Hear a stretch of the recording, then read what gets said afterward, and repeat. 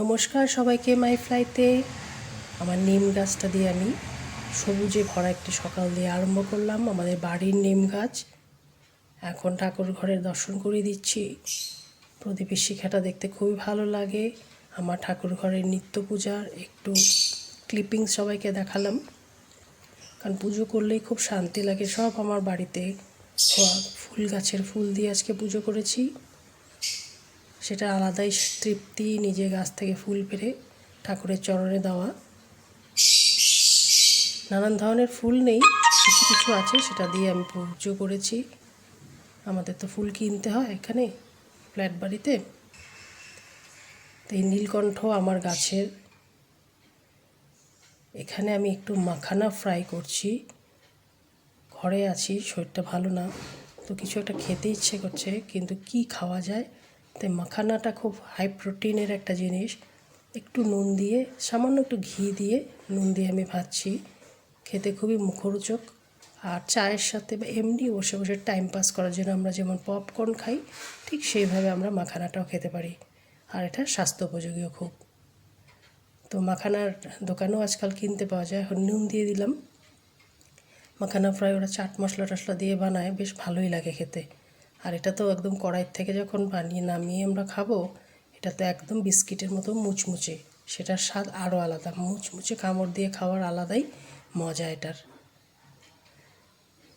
তো এটা প্রায় হয়েই গেছে। এটার মধ্যে আমি একটু কাশ্মীরি রেড মির্চ দিয়ে দিচ্ছি, একটু কালারফুল হলে ভালো লাগে। আর চাট মশলাটা আমার শেষ হয়ে গেছে, নইলে চাট মশলা দিতে পারতাম। তো চাট মশলা দিলে একটু বেশি ভালো লাগে। নামিয়ে ভালো করে চাট মশলা দিয়ে একটা কন্টেনারের মধ্যে ঝাঁকিয়ে নিলেই বেশ অনেক দিন রাখাও যায়, আর খেয়ে খুব ভালোও লাগে। চায়ের সাথে খুবই ভালো লাগে খেতে। সন্ধ্যাবেলার স্ন্যাক্স হিসাবে এখনও এটা হয়নি, পুরোপুরি গুঁড়ো হচ্ছে না, সেই জন্য আমি দেখাচ্ছি। এটা আরেকটু সময় ভাজতে হবে। তো এই ভাজাটা খুব সিম করেই ভাজতে হবে। জাস্ট এটা কড়াইয়ের গরমেই এটা গরম হবে, ভাজা হবে।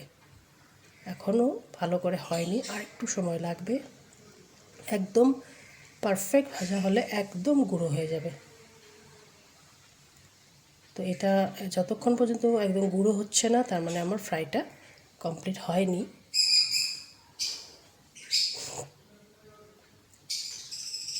তো আমি আরেকটু নুন দিলাম, কারণ নুনটা একটু কম লাগছিল। নুন দিয়ে এটাকে আবার একটু ফ্রাই করছি। ফ্রাই করার পর এখন আমরা চেক করতে হবে যে আমাদের এটা এভাবে হয়েছে কিনা। এই মাখানার আমার আরেকটা রেসিপি আমার চ্যানেলে আছে। এইদিকে আমি একটা সব ডাটা দিয়ে, বড়ি দিয়ে আমি একটা সবজি বানাচ্ছি, নিরামিষ সবজি। কালিজিরা ফোড়ন দিয়েছি এটার মধ্যে, আর কাঁচা লঙ্কা, হলুদ, লবণ। আর এটাতে আমি বড়িটা যে ভেজেছি, বড়িটা কিন্তু ড্রাই ভেজেছি। এখন এই যে গুঁড়ো হয়ে গেছে, তার মানে আমার ভাজাটা একদম কমপ্লিট। তো সাবস্ক্রাইব করবেন চ্যানেলটাকে। ধন্যবাদ আমার চ্যানেলটাকে দেখার জন্য। আমার এই বাগানের বেলি ফুলের আরেকটা দৃশ্য আপনাদের কাছে তুলে ধরছি। অপূর্ব লাগে যখন রাত্রিবেলা দেখি বেলি ফুলে পুরো গাছ সাদা হয়ে আছে। নিজের হাতে লাগানো গাছে যখন এরকম ফুল ফোটে, খুবই সুন্দর লাগে। তো আমার চ্যানেলে সবাই থাকুন। আজকে আমি ফ্রন্টে আসলাম না, আমার শরীরটা খুব ভালো নেই। তো সবাই ভালো থাকবেন।